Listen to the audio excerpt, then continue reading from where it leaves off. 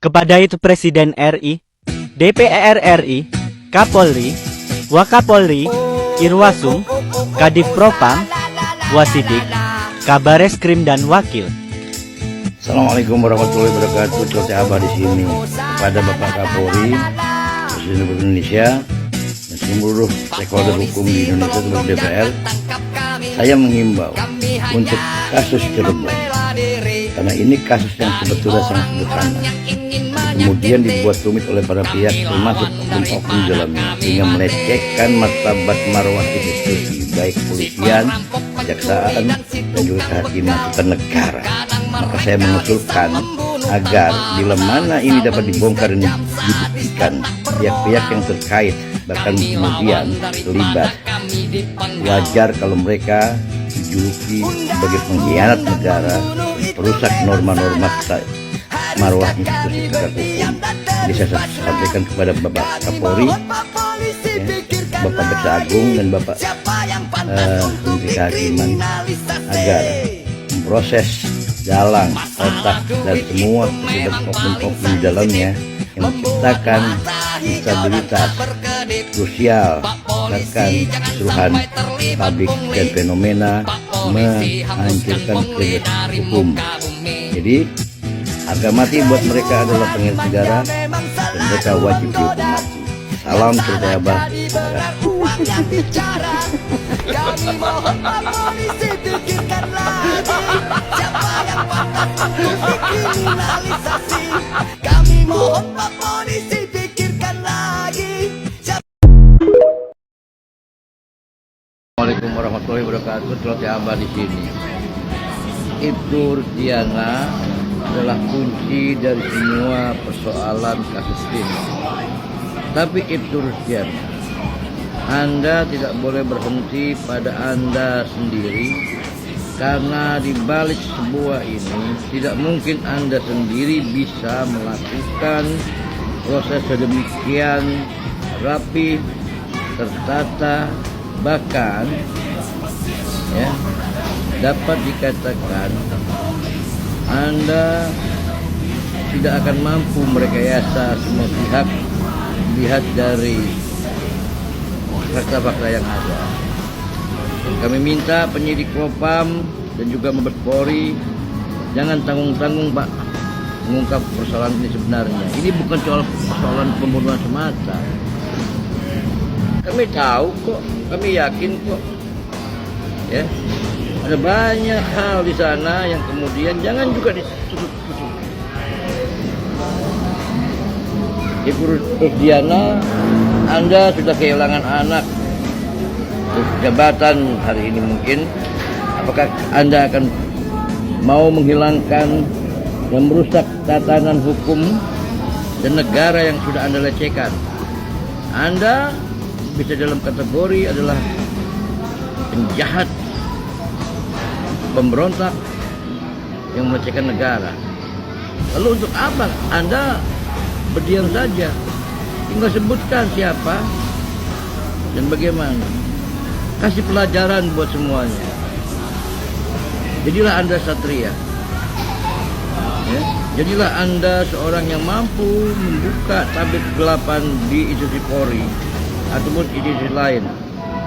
Anda nggak bisa kemudian menjadikan diri Anda sebagai seorang pesakitan. Sudah banyak bukti-bukti beredar dan sudah banyak ya yang kau korbankan. Pak Kapolri, Bapak Irwasum, Pak Kapolri, Bapak Kadif Propam, Kabareskrim, Anda bisa lihat bagaimana institusi ini dilecehkan oleh mereka-mereka orang. Sekalipun itu senior-senior Anda. Anda jangan memberikan contoh kepada generasi muda yang akan datang. Disinilah letak Anda dianggap sebagai pemimpin dan pengabdi yang sebenarnya. Ayolah, marilah bongkar semuanya. Kalau Anda punya hati, Anda punya visi ke depan tentang bagaimana membuat citra Polri ini lebih baik lagi, ayo. Kami bersama Anda, rakyat bersama Anda. Kenapa masih takut? Mereka juga bukan siapa-siapa kok. Mereka sudah pensiun kok. Dan kalaupun ada juga anak buah Anda juga, ya. Dan kepada mereka-mereka yang terlibat dan menjadi biang kerok otak serta pembackup kasus ini, kalaupun Anda lolos hari ini, peradilan yang kuasa tidak akan pernah bisa membuat Anda lolos. Begitu juga para pejabat, ya, terlibat dalam kasus ini. Hati-hati. Kelak, ya, apakah kemudian Anda ingin hukum negara terbit ataupun hukum Allah? Silakan saja. Saya yakin netizen akan menyuarakan yang sama kepada negara dan Polri. Bahwasannya mereka adalah pengkhianat bangsa, rusak institusi. Dan Bapak Kapolri, jangan biarkan mereka mempermainkan institusi. Salam untuk Abah.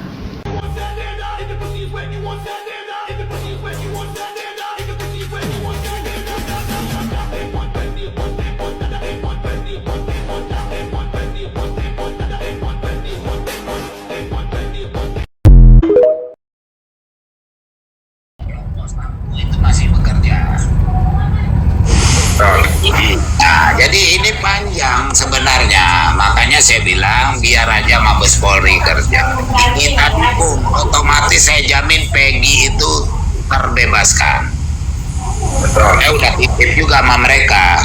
Makanya dilakukanlah psikologi ini. Kalau memang si Peggy ini terlibat, ya kita mau bilang apa kan? Tapi mereka sudah bilang sama saya, kalau nggak terlibat itu kita bebaskan. Walaupun nanti harus bayar, harus perbaikan, harus material kepada si Peggy-nya, harus perbaikan kesehatannya, kejiwaannya, apa kita selesaikan. Gitu katanya. Ya udah hajar habis-habis gas itu berapa belas orang, saya bilang, Polda dan Polres. Siap komandan, jangan siap-siap, saya mau lihat lah kerja kalian. Jangan asik kirim-kirim red notice saja kemari, capek aku, tak bilang. Bentukan yang baik kepada penegakan hukum Indonesia. Kita terkadang melihat rasa percaya itu kan tiap hari sudah muncul, tiba-tiba hilang dengan kasusnya Sambo, muncul ke Polda Jawa Timur, lalu kasat, kemudian ya teruslah penegakan hukum itu rakyat makin khawatir dan takut dan mereka menyimpan. Saya ingin berbagi gini, sejauh mana orang mau menyimpan kebencian kepada ya salah satu lembaga seperti penegakan hukum kepolisian, itu akan menjadi unek-unek mereka. Sehingga yang kita lihat hari ini ya ada yang mulai membuat konten itu adalah bagian daripada hal yang benar fakta, dan hal yang fakta ini yang harus menjadi perbaikan. Ya hari ini kalau kita belajar dari ya mungkin polisi Singapura ya, tenang, pelanggar lalu lintas itu taat aturan. Tapi Indonesia enggak, jalan tol pun dikejar, dikasih hentikan di jalan tol. Siapa tahu mereka nggak tahu dalam undang-undang jalan tol itu dihentikan kecuali dalam keadaan darurat, ya. Dan kalau kita melihat hal seperti itu terus terjadi di Indonesia, siapa lagi yang mau bersuara? Mungkin saya, Pak Haji, dan teman-teman yang pernah mengalami korban organisasi bersuara juga supaya memberikan edukasi dan pikiran-pikiran positif untuk kita sama-sama memperbaiki sumber daya ya moralitas setiap penegak hukum. Jangan polisi saja, TNI, kemudian pengadilan, dan ada hal-hal yang menjadi dasar itu juga penting. Saya cari juga pertanyaan, mungkin ada yang sebelum saya mengupas. Maaf khusus keluarga turun tangan Bapak Presiden ini. Katanya dulu dia buat apa nih digaji dibayar tuh. Jadi saya ingin berbalik dulu terkait dengan kasus Peggy ya, Pak Haji dan Bu Linda serta kami ada P3 nih, ada nih pendatang baru kita nih. Bagaimana apa yang mau disampaikan kepada malam Bang, sorry. Salam kenal Bang, baru pertama kali masuk sini Bang ya. Aku saya Abah, Direktur Eksekutif Komite Pendukung Polisi Polri. Lanjut ke P3 lanjut. Ya. Jadi begini Bang, saya mau bilang sederhana saja. Polri memang sebuah organisasi untuk menguatkan sipil sebetulnya awalnya, kan kita tahu itu penguatan civil society dalam dua perak ya. Sudahlah, kami muak dengan keadaan seperti ini Pak Listio Sigit, kalau Anda tidak mampu juga, ya kalau perlu tangkap itu yang namanya DB, ya. Setuju. Bersalah atau tidak, periksa dulu karena kaitannya ada. Oh, negara hukum, betul. Begitu juga sama yang namanya Bupati J itu, ya. Dan tangkap, periksa dulu. Jangan kemudian mereka asik-asik ngomong di video ke kami ini, ya itu namanya penyesatan. Periksa dulu, tangkap semua. Dan juga bagi Bapak Kapolda, Anda ini pimpinan wilayah. Anda orang baik, tapi Anda dibohongi oleh anak-anak buah Anda. Kalau Anda nggak berani, Anda mundur, Pak. Sebelum kami mundurkan. Terima kasih, Bang. Oke, makasih banyak Bang. Ini mungkin yang baru masuk dulu. Yang ketiga, ini sebenarnya gini. Kalau kita mau nggak bersih-bersih di hukum Indonesia ini, mulai dari kita, pengacara. Pertama, Siap. Anda masih sekelompok pengacara yang suka menyuap penegak hukum. Itu Siap. bagus sebenarnya. Yang kedua, Bang. lobby-lobby untuk para tersangka itu Di bebas. Bogor, Bang. Artinya, peran Bang. untuk melawan penegak hukum itu penting. Untuk mulai dari kita dulu. Kalau kita mulai dari kita, setelah itu kita berbicara dengan teman-teman yang memasak nasinya, memasak sayurnya dari awal ini. Itu penting, Bang. Bagaimana dengan kasus bukan saja ini kasus yang ini saja ini. Ini saya lagi advokasi kasus Bogor, Bang. Ya. Dengan penyidik, Bang. Saya lagi bongkar, Bang. Tenang aja, Bang. Ya. KP3 komit, Bang, di situ, Bang.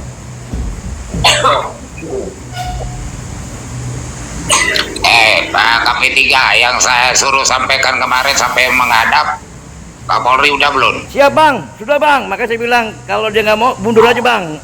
Sudah, Bang. Nah, udah dia 3 hari ini aku telepon nggak mau ngangkat.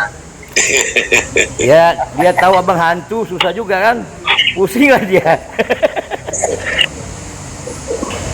Oke, mungkin MF mungkin ada mau apa disampaikan nih MF kita? Ada nggak? Ya, bagi saya kami ini perantau dari Malaysia juga. Memang aku selalu mengikuti ini kasus wah betul ini Indonesia punya wah aku bilang kasihan juga kita punya negara ini. ST yang Begini huru hara dia punya kopi. Kami pun di sini merasa juga, Pak. Coklat. Rasa terhina. Khawatir. Nggak ada ini order ya. Sama kita punya negara begitu. Bukan khawatir, Bang. Kita tuh dihujat di sini, Bang. Itu lihat government follow the police, Indonesia no good. Iyalah, semua. Nggak ada order. You and people Indonesia no good. Slow deh. Kan malu kita. Malu. Iya. Tetapi pengambil kebijakan kita, teman-teman, ya, saya ingin berbagi dulu tentang polisi Indonesia. Jadi sejak Tito Karnavian menjadi seorang menteri, menjadi Kapolri dulu, 2 kasus besar ya, yang mana diciptakan adalah pembunuhan berencana, dan itu terjadi pada kasus ini dan kasus Jessica, tapi Jessica lah yang kecolongan, yang paling viral, luar daripada kasus bomnya, teroris dan lain. Tetapi pada saat kita mendalami, ya kalau bom Panji sih teman-teman sudah lebih tahu tuh kasus bom Panji kan, kasus yang bagi saya sukses buat dia, tetap sukses menghancurkan Indonesia. Kenapa saya bilang sukses menghancurkan Indonesia? Satu, teman-teman buat setiap ya yang menonton, saya itu belakang ngomong. Sejak kekuatan kekuasaan yang begitu kuat, ya contoh ada di Kepala BIN, menjadi Mendagri, ya Badan Nasional, Sandi Negara, kemudian ya banyak deputi KPK, dan pada saat itu lihat mungkin ya kan pada saat polisi masih di negara ini sifat-sifat yang mana 1, 2, 3 itu. di mana harus akan perkara kekuatan kekuasaan itu menjadi kuat dan menjadi merasa bahwa masih pembeli, ya kalau kita lihat nih backing ternyata percuma dong mereka yang menghaji Bang, tolong Marvel, ya. Bahasa Anda itu bahasa menyakitkan buat saya nggak pernah bisa dibeli, kawan ya. Mana ada yang jauh Ya. Oke, kritik. Jangan begitu. Kalau Anda bisa buktikan, silakan. Tapi kalau Anda nggak bisa buktikan, Anda saya laporkan nanti. Kurang ajar Anda. KP3 mungkin apakah itu canda atau serius, ya mohon kita Bang Marvin nanti yang berkata niatnya saudara naik di atas ini kan. Jadi teman-teman, hari ini yang saya undang ada 3, tapi mohon maaf mungkin Ibu Linda kalau ada padat boleh turun. Ibu Linda ini adalah salah satu korban kriminalisasi, tidak ada kaitan dengan Linda yang kasus Vina ya teman-teman, yang dari awal bertanya. Ini beliau ini juga adalah korban kriminalisasi, tadi teman polisi korban kriminalisasi, dan beberapa orang yang korban kriminalisasi yang mana mereka sudah melangkah hukum, itu adalah bagian daripada untuk menunjukkan kepada negara, tolong juga negara menjawab perjuangan mereka, karena bisa saja pasti banyak orang korban kriminalisasi di luar sana dampak dari perbuatan sewenang-wenang penegakan hukum.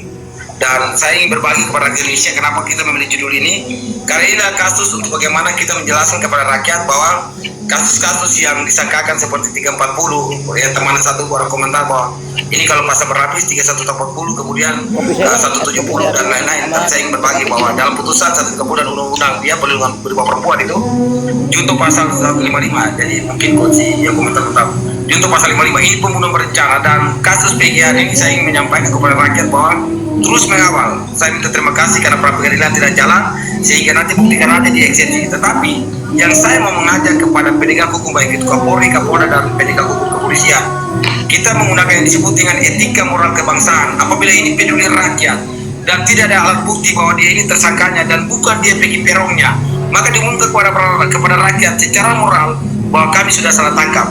Pada saat itu disampaikan kepada rakyat dan rakyat tahu masih banyak polisi-polisi penegak hukum, para jenderal yang mau membersihkan dari internal sendiri. Jangan dengan Propam Polri turun lalu ada pelanggaran kode etik karena menyalahi perintah, menangkap tanpa surat perintah. Ini menjadi suatu dasar bahwa ada apa di Polda Cirebon, ada apa di Polda Jawa Barat, dan kita sama-sama mengawal kasus ini. Sehingga saya selalu melakukan edukasi hukum, unsur-unsur seperti apa terpenuhinya, kemudian kenapa orang ditetapkan menjadi DPO sesyarat dalam hal orang ditetapkan menjadi DPO sesuai dengan peraturan Kapolri itu apa, kenapa sampai orang itu ditetapkan dengan dasar-dasarnya upaya paksa tadi, itu supaya mencegah rakyat Indonesia.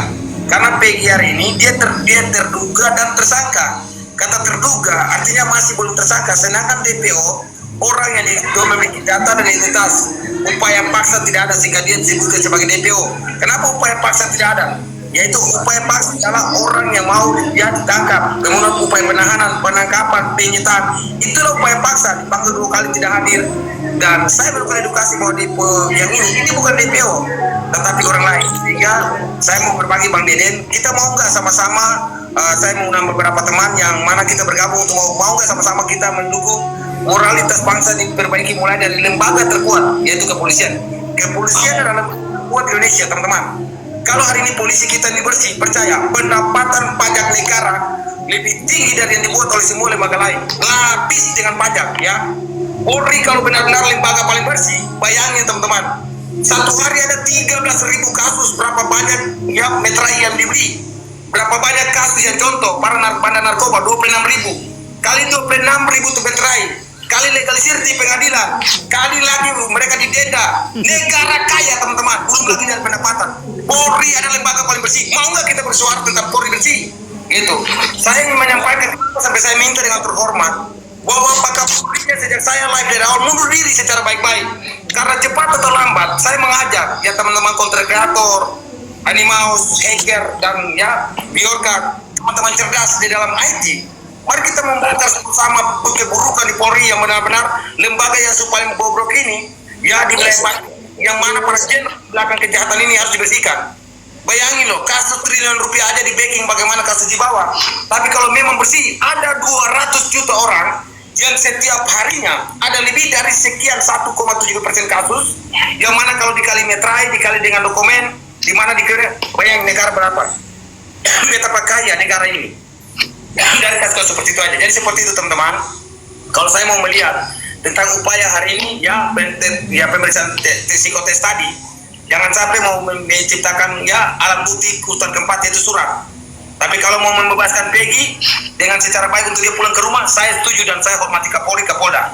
Tapi kalau menciptakan surat, berbahaya negara Indonesia hari ini. Ya jangan sampai mau menghadirkan 2 alat bukti untuk memenjarakan orang tidak bersalah. Makanya dari awal transparansi. Kalau hari ini berbagi teman-teman, ada yang mengirimkan video, kemudian rekaman-rekaman, saya tidak mau dengan itu. Saya fokus kepada barang bukti yang dikembalikan kepada penyidik, yaitu bukti 1-35, di mana perintah hakim dengan jelas. Barang bukti dikembalikan kepada penyidik untuk kasus-kasus ini, DPO 3 DPO. Oh tiba-tiba satu yang kita bahas, DPO 2 lainnya itu siapa, identitasnya, dibuka kepada publik, ciri-cirinya, supaya rakyat Indonesia juga dicerahkan, jangan sampai dihapus. Dan Bang Hotman, ya yang bersuara aja sudah mulai pada mundur. Mungkin hari ini Bang Simanjuntak awalnya bersuara untuk begini, tiba-tiba mulai berbicara tentang ijazah. Kalau saya tetap bertahan teman, saya berbicara tentang Peggy Setiawan ini bukan aslinya, karena harus alat bukti yang ditujukan adalah terong, maaf, karena berbicara kata alias atau persamaan nama dari sejak kecil. Kata alias adalah kebiasaan panggilan dari setiap orang yang mengenal dia. Jadi Peggy ini Setiawan, bukan Peggy Perong. Kalau memang Peggy Perong, sampai hari ini satu orang pun bertanya bahwa ini Perong belum ada. Kita dari saya dulu, bagaimana KP3 untuk kita mendukung bersih-bersih di dalam tubuh. Iya, makanya negara tadi kita Bang, aku sudah bilang tadi Bang di awal Bang, bahwasannya siapapun yang terlibat, siapapun yang terkait, bahkan namanya disebut, polisi harus periksa ini kasus, karena ini overmah, karena ini sudah melecehkan negara, sudah melecehkan 4 lembaga institusi negara juga, yang namanya kepolisian, kejaksaan, kehakiman, dan kita pengacara. Hancur semua gara-gara mereka. Jadi apa susahnya sih panggil DB? Apa saya panggil Mr. J dan anak-anaknya? Panggil mereka, periksa mereka. Ada apa di sini? Karena memang dari awal saya sudah turunkan tim investigasi, dan hasilnya abang bisa lihat di VT. Direktur investigasi saya sudah menyebutkan ada 13 keganjalan, dan itu semua dilakukan oleh Polda Jawa Barat. Jadi kalau hari ini kemudian kita mau mengulang lagi, artinya polisi memang punya andil di sana, oknum ya, punya andil di sana. Dan kalau Kapolri, Kapolda nggak berani untuk periksa mereka semua, kami bertanya, ada apa? Begitu Bang. Jadi hal yang disampaikan tadi yang saya bilang, hari ini sebenarnya kalau rakyat kan sekarang sudah bingung karena terlalu banyak mereka punya konten kreator yang sengaja edit-edit menyamakan. Tetapi sebenarnya kalau rakyat terarah, ya saya bukan nih, ya mungkin adik, tetapi yang sebenarnya kakak bisa iya, gitu.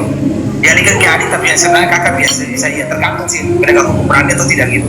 Karena negara Indonesia ini sama-sama tahu, ya kita bukan saja mungkin penegak hukum kepolisian punya alat yang canggih untuk melihat hal-hal seperti ini. Bayangin, ya tim cyber bisa tahu handphonenya kemana saja. Bagaimana tidak bisa menggunakan kasus ini selama ya kurang lebih 8 tahun? Karena sudah menyentuh kekuatan yang sama gitu. Kalau menyentuh kekuatan yang sama, pasti nggak akan gitu. Tetapi yang menjadi dasar adalah kasus ini betul-betul mau nggak kita sama-sama mau bersih-bersih. Maka Peggy Setiawan ini bukan dengan secara bahagia seperti gitu. Bang, yang lebih gila lagi atau nggak Bang?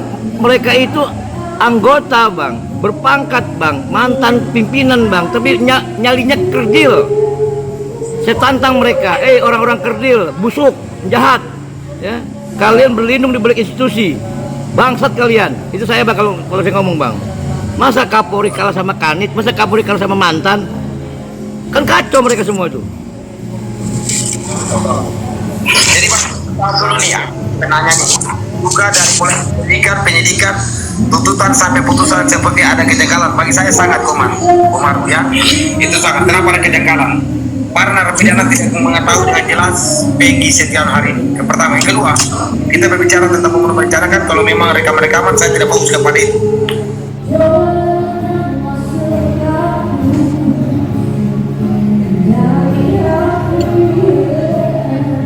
Tapi harus mereka duduk bersama, merencanakan bahwa siapa yang nanti akan menjadi target, dan itu menjadi dasar kenapa sampai pembunuhan berencana ini sudah luar daripada jalur 340 ini, tidak terpenuhi unsur-unsur bagian daripada rencana. Ya bagian kedua ya, salah satu unsur yang tidak boleh barang siapa, oke lah, subjeknya mungkin Peggy Perong tadi ya, Peggy Perong.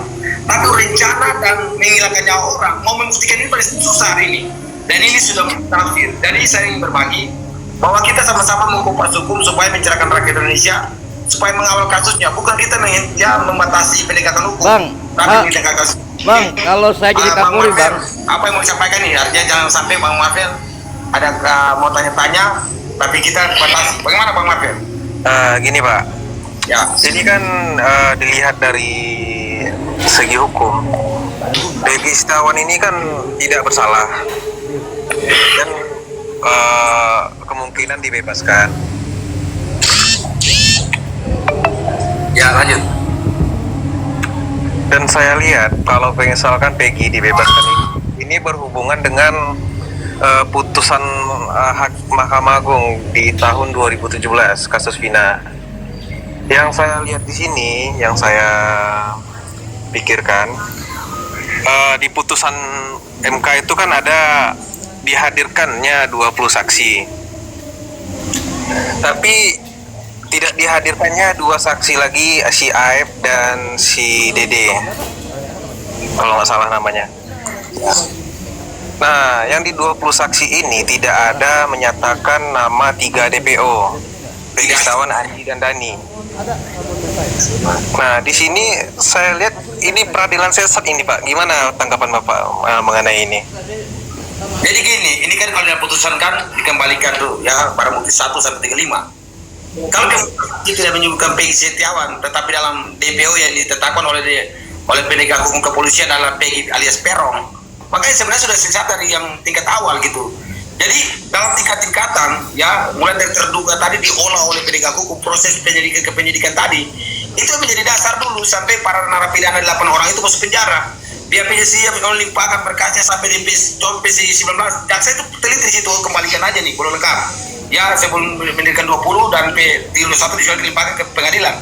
Tapi kalau dari dasar masa bumbunya seperti yang baru sampaikan, contoh tidak ada menyebutkan nama Peggy Setiawan, tetapi ternyata ada PDPO namanya Peggy Perong. Kalau itu pertanyaannya apa nih, ya kan? Jumlah berapa orang yang menjadi tersangka dalam kasus pembunuhan berencana? Gitu, itu satu. Kalau hari ini semua orang tidak melihat beberapa jumlahnya, maka yang salah ini siapa? Yang salah ada penegak hukum. Mereka memasak barang, ya melebih-lebihkan bumbu gitu. Kalau masih kurang, maka mereka masak barang kurang bumbu, mungkin garamnya kurang. Dan kalau masak sayur, kalau kurang bumbu, hasilnya gitu. Masak sayur kelebihan bumbu, hasilnya juga buruk gitu. Maka ini yang menjadi dasar bahwa teman-teman, inilah yang kita mengkopas kepada rakyat Indonesia, apa itu barang bukti, apa itu dua alat bukti. Kebenaran hingga unsur-unsurnya, ini yang harus dicerahkan. Kalau hari rakyat Indonesia tidak dicerahkan, maka peradilan sesat yang terjadi di Republik ini, fotokopi pun yang tidak ada unsur dua alat bukti, itu bisa penjara. Ternyata dalam dasar hukum penerapannya yang masak ini yang menyesatkan peradilan. Kenapa saya bilang teman-teman? Satu alat bukti adalah BAP, ya alat BAP. Berkas pemeriksaan itu BAP itu tanda tangan oleh si terlapor, ya terduga tersangka nanti sampai di pengadilan terdakwa itu dia tanda tangan. Tapi dalam BAP itu menjadi satu alat bukti yang sampai di pengadilan, lalu polisi penegak hukum. Tadi teman saya yang bilang itu kadang-kadang pakai saksi ahli atau kasih saksi orang yang tidak tahu masalah hukumnya untuk menciptakan hal yang bertentangan, yaitu untuk menjadikan dua alat bukti yaitu saksi. Nah ini penyesatan pengadilan dan hal-hal seperti ini.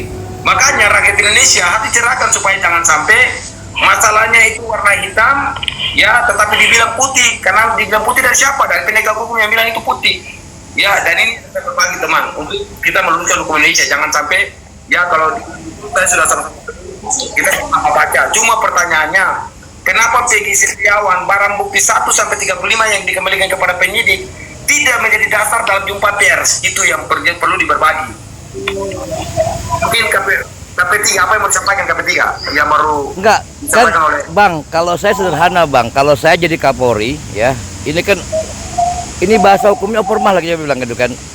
Di mana kasus sangat sederhana dibuat rumit dan dikacaukan di ruang publik. Ya, dan ini menimbulkan negara dilecehkan. Kan tadi bilang kan presiden turun, semua turun. Jadi buat saya nggak perlu ngomong hukum yang formal karena mereka berlindung di balik hukum formal. Mereka bilang sudah ingkrah. Ini kan senjata mereka. Kalau saya jadi Kapolri, kalau saya jadi presiden, nggak ada urusan tangkap, periksa gitu loh.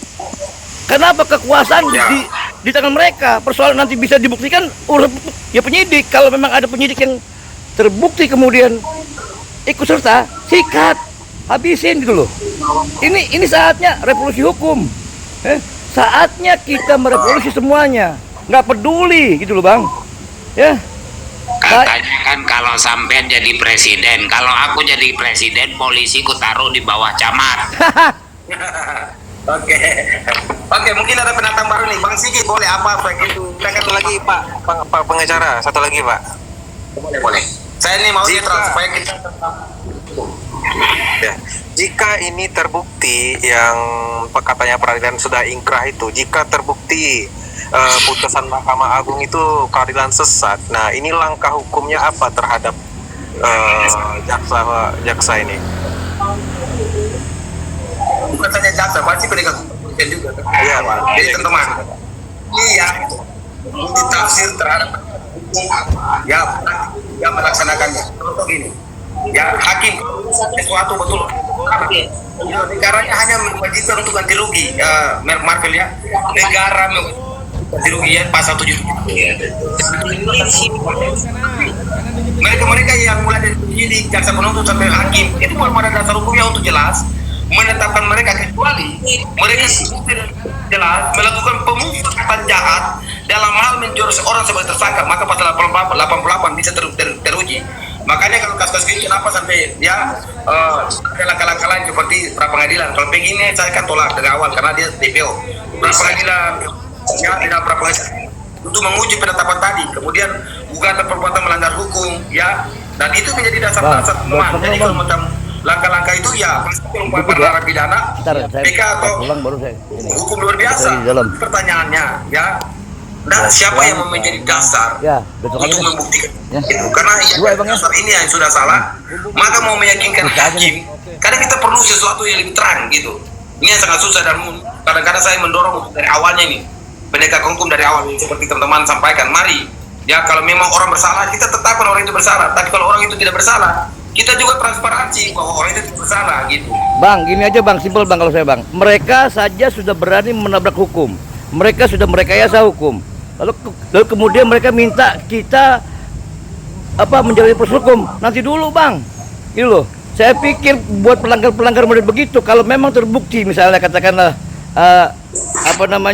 prosesnya itu sesat, nggak ada ampun, hukum mati, gitu loh.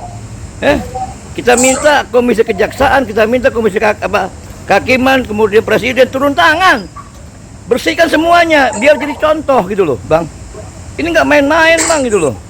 Ini udah marwahnya dilecehkan, ya, lembaganya dihancurkan. Kita juga bingung ngomong hukum, ya. Teori apapun nggak bisa, teori apapun kebuntuan ini, bang.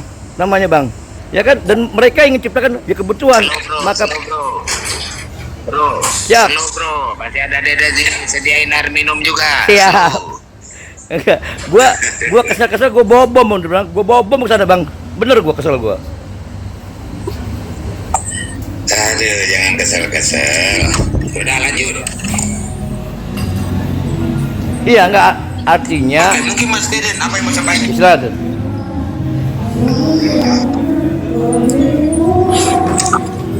Lanjut dulu P3. Mas Marvel mungkin mau tambahin tadi ya teman Mas Sigit, mungkin saya ini mau orang netral, tapi saya tetap tegas soal hukum. Jangan kita netral untuk memuji satu pendekatan hukum yang sudah kita lihat buruk, tapi kita mau bilang baik. Karena gini teman-teman, ya bukan saya terjadi di satu Polda Jawa Barat, tetapi saya juga senang karena apa, ada pemecatan terhadap 28 di Sumatera, ada pemecatan juga di Polda Jawa Tengah. Jadi kita apresiasi itu di dan lain-lain. Kenapa? Memang penegak hukum, dalam hal ini penegak hukum yang menjalankan dari dasarnya ini, yaitu menjadi mau mengayomi rakyat. Kalau memang membuat suatu kesalahan pidana, pecat itu wajar supaya kita bisa sama mendukung Republik Indonesia. Itu aja. Mungkin baru bergabung Titi, bagaimana Titi, apa yang mau disampaikan?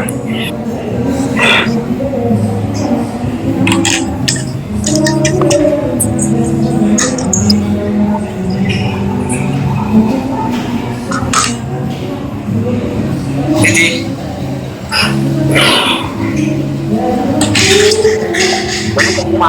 teman ada 2 orang, beliau berbalas baru lihat WhatsApp. Salah satu organisasi yang sudah keluar juga ya. Kita berbagi ini, hukum Indonesia ini kalau betul-betul berlaku baik dan lurus, itu Indonesia yang sangat kaya ini pasti membuat ya rakyatnya sejahtera, rakyatnya itu.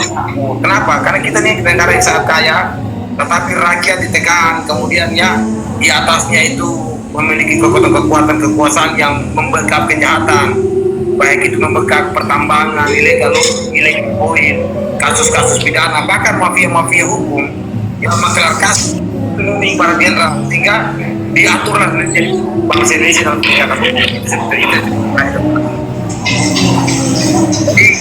Jadi kita berbagi seperti itu. Bang, betul bang. Tolong Marvel, bahasa Anda itu bahasa menyakitkan buat saya. Saya nggak pernah bisa dibeli, kawan. Ya. Mana ada yang dalam? Ya. Oke, kritik dia. Jangan begitu. Kalau Anda bisa buktikan, silakan. Tapi kalau Anda nggak bisa buktikan, Anda saya laporkan nanti. Kurang ajar Anda nih. Itu kebaikan mah. Ini kita orang kayak gitu kan diabaikan saja banget. Ketiga. Jadi pada saat hal-hal seperti ini kita berpikir bahwa sebagai anak polisi, ya orang yang memahami hukum, sifat yang diberikan amanat undang-undang konstitusi kita, yaitu melayani, mengayomi dan melindungi masyarakat, akan jauh lebih baik. Ternyata pada saat kekuatan kekuasaan, pemekarannya Badan Narkotika Nasional, yang di polisi ada di situ, kemudian jabatan-jabatan tinggi lain, ternyata mereka berada makin masif dan makin penegakan hukum makin buruk. Bahkan KPK pun dua kasus terbesar di Indonesia adalah Jan Cicak versus Buaya, mantan itu Kabar Reskrim tuh tahu sejarahnya tuh, ya kan? Kemudian yang terakhir Kapolda DKI Jakarta versus Ketua KPK. Ini menunjukkan bahwa lemah. Nah hari ini kalau Pak Panglima kembali direvisi undang-undang TNI lalu multifungsi, tolonglah jangan sampai juga revisi undang-undang tetapi tidak berdampak positif kepada rakyat Indonesia, negara kita yang begitu kaya ya Bang Deden, berlian, emas, nikel, batu bara, timah, itu darat, belum lagi laut, gas, minyak dan ikan, tapi kita nggak pernah berkembang. Ya, makanya saya selalu mengutip dalam live saya tentang kasus sebelum bongkarnya 200 triliun. Saya membongkar bahwa pertambangan ini tidak ada. Setiap kepala orang Indonesia itu mendapat 20 juta, tapi ternyata kan negara ini lebih masif korupsinya, makanya kita nggak pernah sejahtera. Kita lebih kaya daripada ya Korea. Di salah satu jabatan baik di lembaga kementerian baru tersebut dan lembaga-lembaga baru akan dibentuk ini. Semoga lah ini menjadi payung untuk sama-sama kita bersih-bersih di Indonesia. Jadi mungkin Bang KP3 atau Bang Deden apa yang mau disampaikan ini terkait dengan masa depan bangsa yang lagi 3 bulan lagi yang nanti akan dipegang oleh presiden baru. Mampukah Pak Prabowo merubah Indonesia menjadi negara yang kuat? Ataukah lembaga baru atau kementerian baru tetap Indonesia seperti ini juga? Gimana Bang Deden? Ya, cinta tanah air Bang, tanahku sewa airku beli. Ya. Jadi negara kita ini sudah diumbang-ambing. Saya di gini. Masalah pembicaraan Tito Karnavian itu semoga aja dia dengar di sini ya. Kita itu Bang walaupun di sini itu kita benar-benar membahas kalau CCTV itu kan nggak bisa diperbesar, dia besarnya hanya itu. Kita sadur di dalam proyektor itu kita tembakkan ke layar. Jadi kita ukur dengan jangka sorong tangannya si Jessica, panjangnya siku manusia ini itu sampai begitunya Bang. Tapi menurut data dari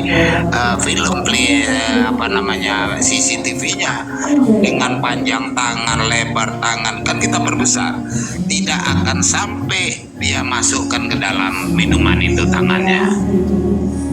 Nah, karena itu kan yang dimasukkan bukan benda padat ya, cair atau bubuk. Jadi terhalang dengan tiang, lebar tiang kita ukur, jaraknya kita itu dengan jangka sorong, dan ini kita ini mili, inci, senti. Itu memang berbahaya sekali ciptaan itu korban juga beliau itu Jessica Wongso itu. Ini yang kedua terjadi lagi dan yang lain-lain tempat yang lain yang nggak saya ketahui mungkin ya. Jadi polisi ini harusnya alatnya dilengkapi lah, bukan alatnya dilengkapi, alat ada dan mampu melengkapi, tapi tidak mau melengkapi. Kalau dilengkapi nggak dapat duit kan begitu di otaknya. Mohon maaf. Jadi kasihan. Contoh dilakukan pengejaran DPO koruptor, masuk ke kita baru 12 menit masuk, kita langsung print, cetak, kita bahas, kita mau buat surat ke sekian negara, tiba-tiba udah dicabut. Ada apa? Nah ini yang sering terjadi yang kita hadapi. Habis itu ngaku-ngaku satker, yang ini satuan kerja, sat Interpol. Mana ada Interpol di Indonesia? Di Indonesia itu ada NCB, mitra kerja, itu ada. Jadi kadang-kadang ngarang publikasi memasarkan, nakut-nakuti, akhirnya para koruptor menghadap keluarganya, akhirnya 86. Aduh sakit kepala kita lihat negeri kita. Itu aja. KP3 ya, KP3 tuh yang tahu tuh. Kalau beliau dapat bagian tuh. Jadi bagaimana Bang KP3 ini kita mengkop pasal ini dan ini menjadi perhatian ya. Dan jujur aja bahwa kita peduli terhadap gereja yang jauh lebih baik. Kenapa peduli? Saya ini mohon maaf teman-teman, saya selalu berbagi. Mungkin kalau di YouTube saya, waktu saya di Timur itu tahun 2007 saya kritik dengan pedas kepada pemerintah, dan waktu itu dia oleh Menteri Tenaga Kerja dan kemudian dia juga oleh Menteri Pertahanan. Tapi hari ini ya masuk terus. sesaat Dulu Dialog masuk tuh. bagaimana ya, aku mau mandi dulu tapi tidak naik lagi ya. Jadi pada saat saya ada di Jawa teman-teman, saya merasa lebih peduli dengan Indonesia. Kenapa? Ya waktu saya di Timur saya peduli orang Papua, orang Maluku yang mana kekayaan laut yang banyak, harta hasil yang banyak, tetapi menjadi miskin. Celaka setelah saya sampai di Jawa teman-teman, saya lebih sedih lagi, makanya saya lebih peduli kepada Indonesia. Apa yang menjadi saya lebih peduli? Negara kita yang kaya, ternyata masih ada orang minta di jalan-jalan, masih ada ibu-ibu minta di kepala Perak, Priu, masih ada orang menjual diri untuk kasih makan anak. Bentik belum Indonesia. Indonesia